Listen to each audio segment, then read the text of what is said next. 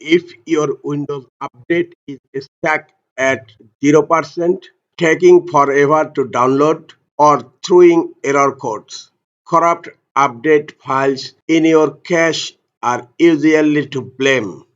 Today, I will show you how to completely reset Windows Update using a safe one-click command prompt script.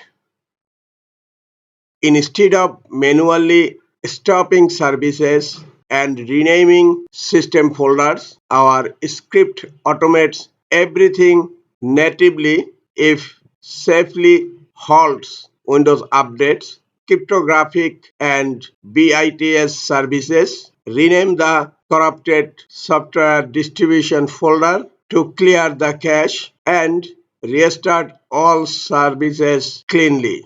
To get started, click the link in the description or pin command to copy the script.txt file, paste it into Notepad, go to Files, click to Save As, name it fixupdate.bat, and make sure to select all files. Then click on Save. Right-click the saved file and select Run as Administrator. Once the command prompt window finishes processing, restart your computer and check for updates again. If this video fixes your issue, hit the like button and subscribe to the channel for more practical IT administration fixes. Thank you.